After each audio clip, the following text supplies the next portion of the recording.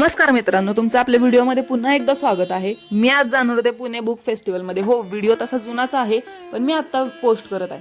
तर त्याआधी पहिल्यांदा बाईकमध्ये पेट्रोल आहे का नाही चेक केलं. हो, ही माझी नवीन पद्धत आहे, कारण बरोबर काटा दाखवतच नाही. नवीन ॲक्टिवाचा काय प्रॉब्लेम आहे मला नाही माहिती. त्यानंतर घेतली गाडी आणि त्यानंतर निघाले. जात जात मस्तपैकी पोहोचले. रस्त्याला भयानक गर्दी होती, त्यामुळे काही व्हिडिओ शूट करता आलं नाही. तिथं गेल्यानंतर पार्किंगला जागा भेटत नव्हती. गाडी पार्क केली. त्यानंतर बघितलं तर पुढं प्रचंड गर्दी होती.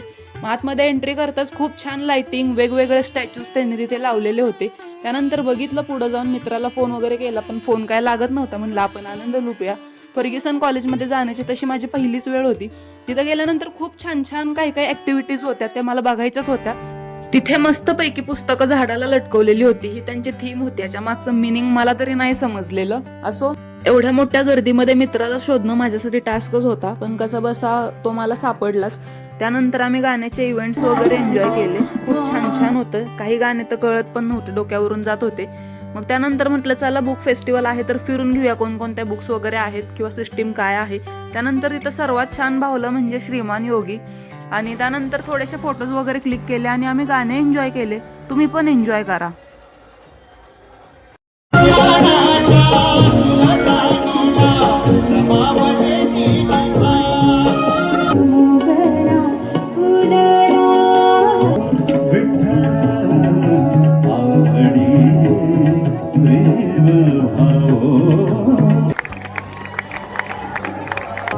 नमन नटवरा विस्मयकारा, नमन नटवरा विस्मयकारा.